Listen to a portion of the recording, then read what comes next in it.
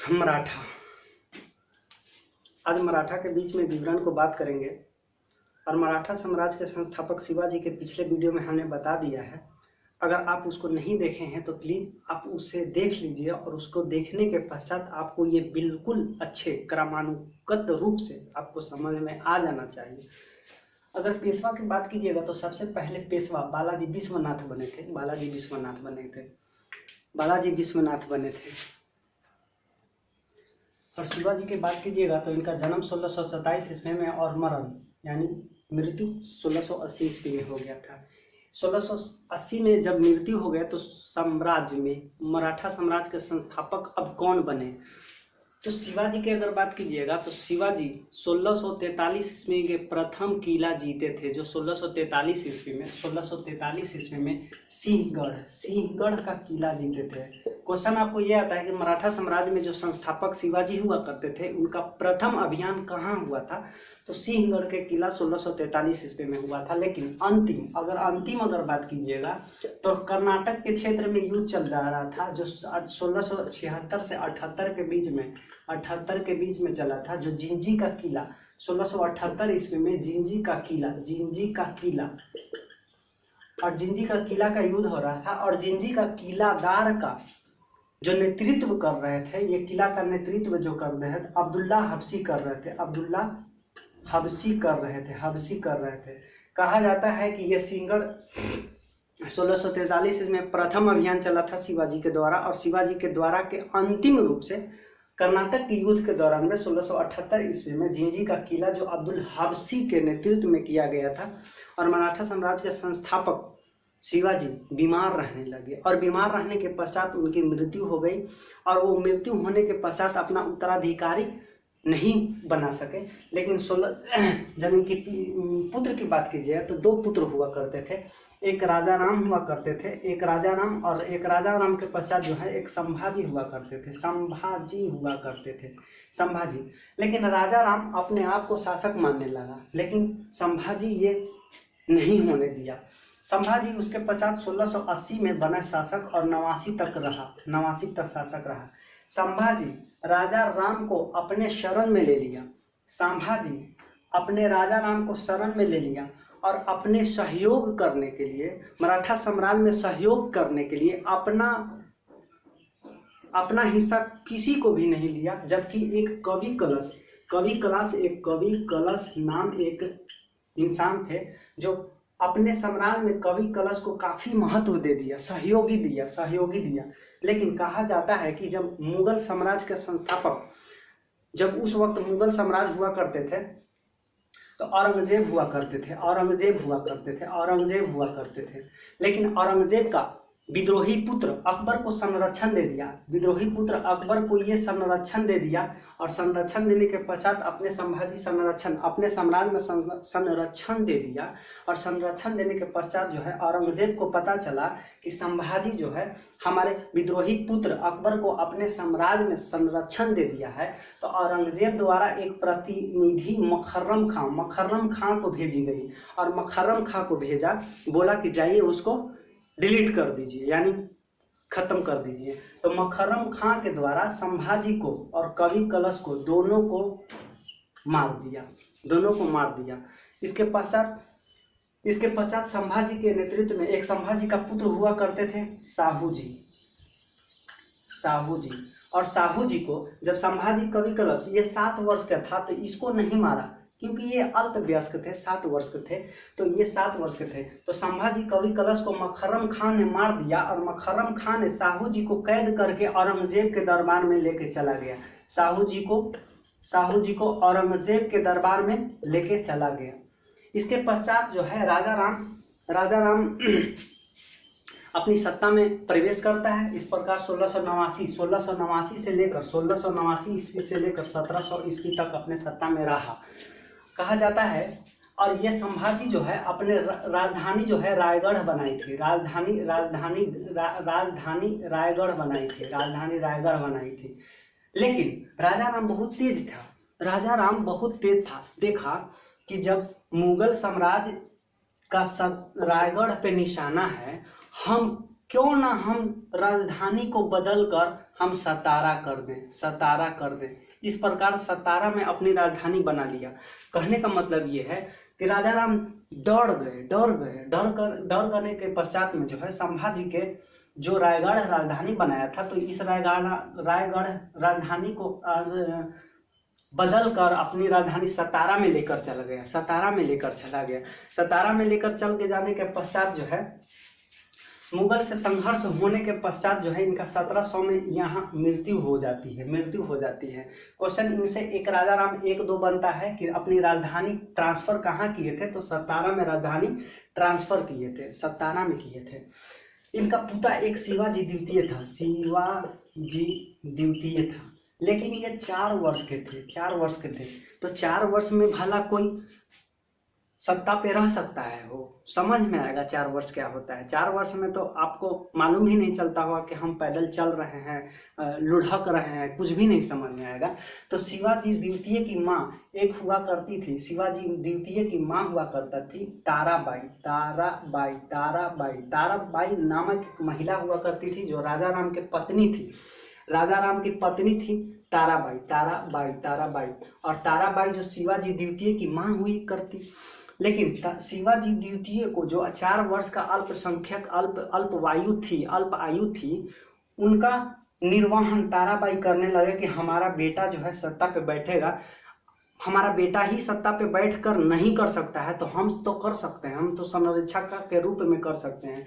तो ताराबाई संरक्षिका के रूप में अपने सत्ता पे मराठा साम्राज्य का निर्वहन करने लगी। इस प्रकार जो है निर्वहन करने लगी और इस प्रकार जो है 1707 तक की थी, 1707 से 1707 तक की थी। लेकिन औरंगजेब को मुगल साम्राज्य औरंगजेब का 1707 ईस्वी में निधन हो गया। निधन होने के पश्चात उनका बेटा बहादुर शाह प्रथम एक अयोग्य व्यक्ति था।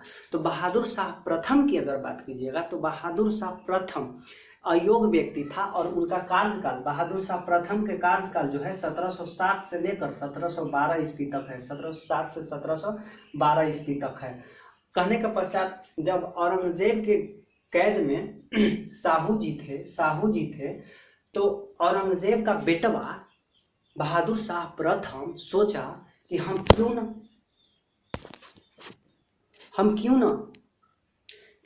ना साहू जी को छोड़ देते हैं। और साहू जी के हम छोड़ देंगे, हम अपने मुगल साम्राज्य से छोड़ देंगे। छोड़ देने के पश्चात साहू जी अपना हक मांगने ताराबाई के पास जाएंगे और ताराबाई एक घमंडी औरत है, तो ताराबाई और साहू जी के बीच अपने में युद्ध हो जाएगा और अपने में युद्ध करने के पश्चात अपने में युद्ध करके मर जाएगा। ये बहादुर शाह प्रथम सोच रहे थे। लेकिन ऐसा ही हुआ, ठीक ऐसा ही हुआ। जब साहू जी चले गए यहाँ से, दरबार से जब छोड़ा गया, इनका जेल से छोड़ा गया, इनका जेल से छोड़ दिया गया साहू जी, तो सबसे पहले ताराबाई के पास मिलने गए। ताराबाई के पास मिलने गए, कहे कि देखिए आप संरक्षिका जरूर हैं, तो आप मराठा साम्राज्य के जरूर हैं आप, लेकिन मराठा साम्राज्य का हिस्सा हम भी हैं, कुछ हमको भी दे दीजिए, कुछ हमें भी दे दीजिए और कुछ आप भी रख लीजिए। इस प्रकार दोनों का निर्वहन जिंदगी यापन होना चाहिए। कुछ आप रख लीजिए, कुछ हमको दे दीजिए। लेकिन ताराबाई बहुत घमंडी औरत थी। ताराबाई कही कि हम आपको कुछ भी नहीं देने वाले हैं, आप जो उखाड़ना है उखाड़ लीजिए, हम आपको कुछ भी नहीं देंगे, एक फूटी कौड़ी नहीं देंगे, एक मराठा साम्राज्य के एक हिस्सा नहीं देंगे। तो साहू जी को गुस्सा आ गया कि हम मराठा साम्राज्य का हिस्सा है और हमको ललकारा जा रहा है, हमारा कुछ मान सम्मान नहीं है। तो ताराबाई के साथ एक समर्थन दिए 1707 ईस्वी में, एक समर्थन देने वाला जो बालाजी विश्वनाथ हुए। यानी कि जब साहू जी को समर्थन देने वाला बालाजी विश्वनाथ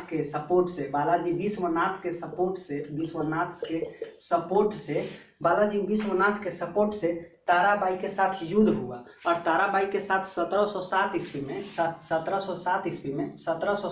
में नजर आ रहे हो, 1707 ईस्वी में 1707 ईस्वी में एक खेड़ा का युद्ध हो गया। खेड़ा का युद्ध किया ताराबाई और साहू जी के बीच में हुआ, और साहू जी का समर्थन देने के लिए सपोर्ट बालाजी विश्वनाथ कर दिए, और बालाजी विश्वनाथ के समर्थन देने के पश्चात 1707 के खेड़ा के युद्ध में ताराबाई को हार का सामना करना पड़ा।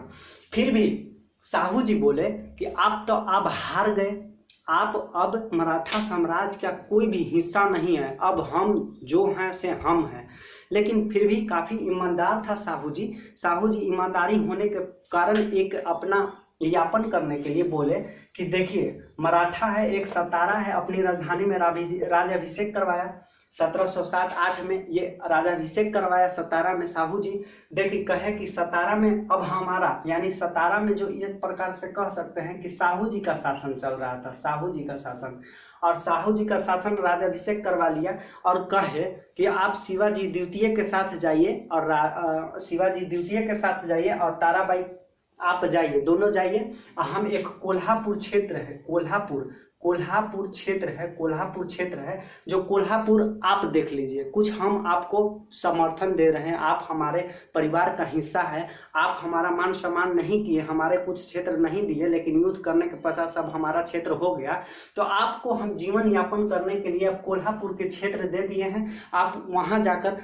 अपने जीवन निर्वहन कीजिए। यानी इस प्रकार कह सकते हैं कि सतारा का जो भी युद्ध हो रहा था, सतारा का जो भी सत्ता पे था तो साहू जी थी, अब कोल्हापुर के सत्ता पे शिवाजी द्वितीय था। शिवाजी द्वितीय यानी ताराबाई का संरक्षिका मिला। लेकिन साहू जी जब 1707 ईस्वी में साहू जी 1707 ईस्वी से लेकर 48 तक बने रहे सत्ता पर। जब इनका 48 में मृत्यु हो जाती है तो एक मृत्यु होने के पश्चात में जो है मृत्यु हो जाती है साहू जी के, तो साहू जी का मृत्यु के पश्चात जो है एक संगौला का युद्ध होता है, संगौला का युद्ध होता है। और संगौला का युद्ध जो होता है बिल्कुल एक पेशवा और छत्रपति के बीच में होता है, इससे पहले जो छत्रपति हुआ करता था और पेशवा का कोई भी महत्व नहीं हुआ करता था, लेकिन साहू जी के नेतृत्व में एक पेशवा का पद लाया गया, और पेशवा का पद लाने के पश्चात जो है उनका काफ़ी महत्वपूर्ण योगदान रहा करता था, यानी कि काफ़ी प्रधानमंत्री पेशवा को कहा जाता था और काफ़ी महत्वपूर्ण योगदान रहता था। उनकी शासनकाल में व्यवस्था जो है बढ़ा दी गई। तो संगौला के युद्ध 1750 ईस्वी में पेशवा और छत्रपति के बीच में हुआ, तो छत्रपति बिल्कुल हार गए और पेशवा यानी छत्रपति का पतन हो गया। छत्रपति का पतन अब होने लगा और मेन रूप से पेशवा का पद ही लाया गया। पेशवा यानी कि सबसे महत्वपूर्ण मराठा साम्राज्य के अब पेशवा काल को जाना जाता है। तो पेशवा काल 1700 अगर बात कीजिएगा 1713 से लेकर 1818 पेशवा काल में अगर बात कीजिएगा तो सबसे मराठा साम्राज्य का पेशवा काल जो महत्वपूर्ण हुआ करता था बालाजी विश्वनाथ हुआ करता था, जो इनका कार्यकाल 1713 से लेकर 1720 तक था। 1713 से 20 तक था। बालाजी प्रथम पेशवा थे और इसके पश्चात जो है द्वितीय संस्थापक के रूप में भी जाना जाता। द्वितीय संस्थापक मराठा साम्राज्य के द्वितीय संस्थापक हुआ करता था। इनके बाद एक बाजीराव प्रथम आया। बाजीराव प्रथम का कार्यकाल 1720 से 1740 ईस्वी तक बीच में था। बाजीराव प्रथम की अगर बात कीजिएगा तो ये अपने कार्यकाल में 29 गो युद्ध लड़ा और 29 गो युद्ध लड़ने के पश्चात जो है रिचर्ड टेम्पल नामक एक विद्वान ने 29 गो युद्ध करने के बाद जो है रिचर्ड टेम्पल ने बाजीराव को लड़ाकू पेशवा कहकर संज्ञा दी कि लड़ाकू पेशवा किसे कहा जाता है, तो बाजीराव प्रथम को कहा जाता है, बाजीराव प्रथम को जाता है।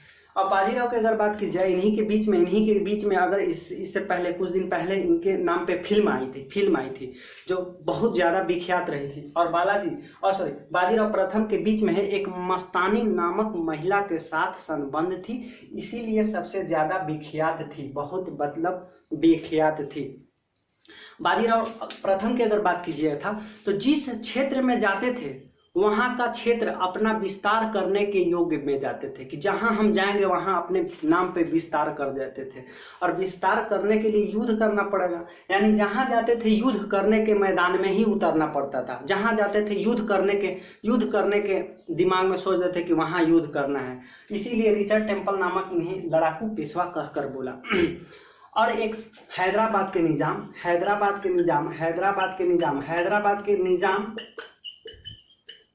के निजाम पालखेड़ा नामक जगह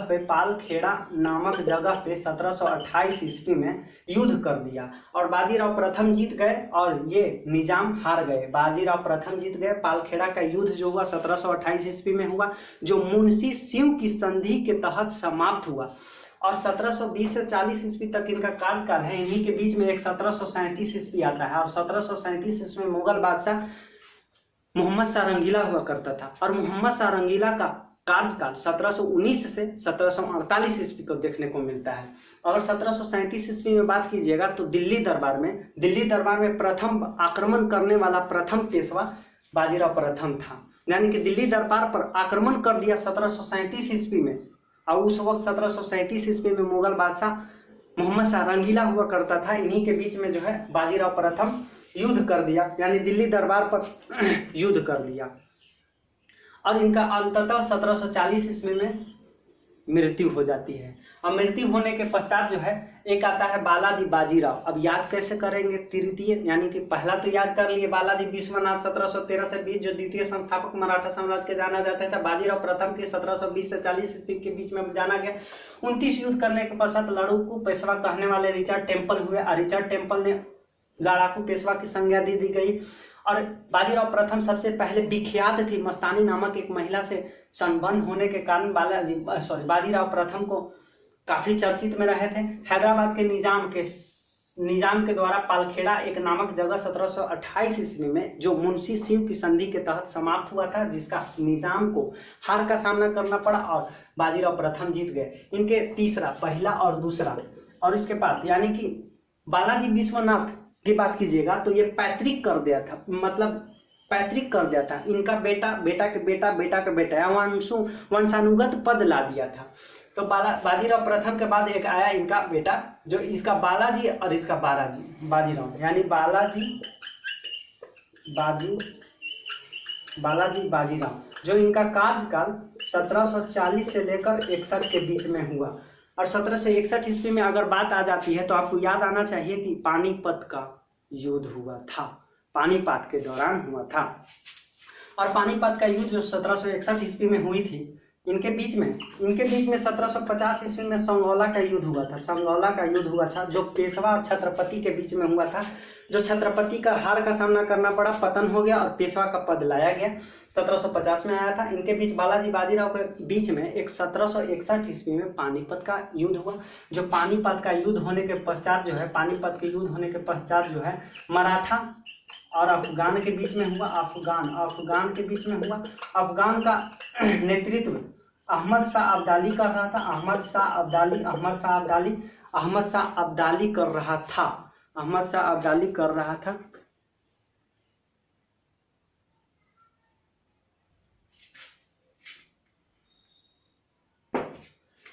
और मराठा साम्राज्य में सदाशिवराव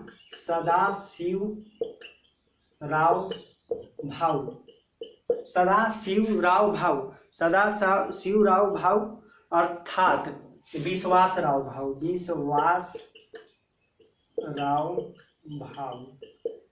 इस प्रकार सदाशिव यानी मराठा के हार का सामना करना पड़ा और अफगान जीत गए। अफगान जीत जाने के पश्चात जो है बालाजी बाजीराव ये सदमा नहीं सह सका कि हम मराठा साम्राज्य के हार गए, हार का सामना करना पड़ा। इसलिए इनका सदमा के कारण इनकी मौत हो गई।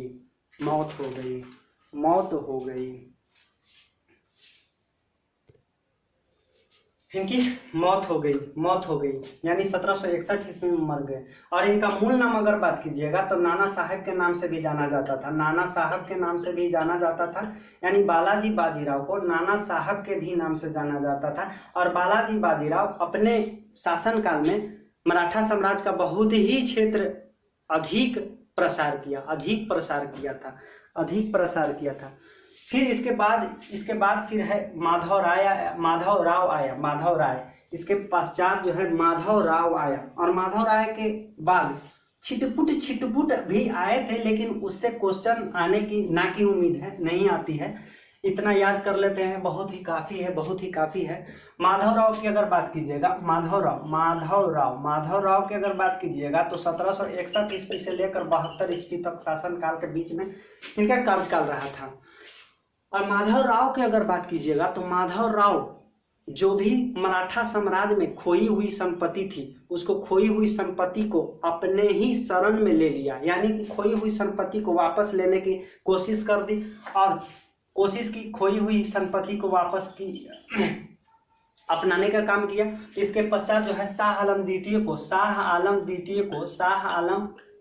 द्वितीय यानी मुगल साम्राज्य के जो भी राजगद्दी पे शाह आलम द्वितीय को माधव राव के सपोर्ट से शाह आलम द्वितीय दिल्ली पर फिर से पुनः गद्दी पर प्राप्त कर लिया, और इसके पश्चात जो है टीबी नामक इनको रोग हो गया, और टीबी नामक से इनकी मृत्यु हो गई, टीबी नामक से इनकी मृत्यु हो जाती है।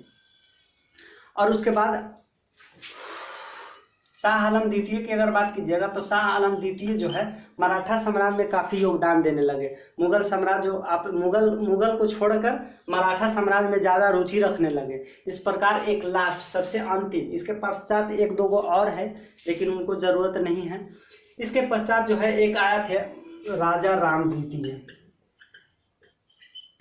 काफी महत्वपूर्ण है। राजा राम द्वितीय की अगर बात कीजिएगा,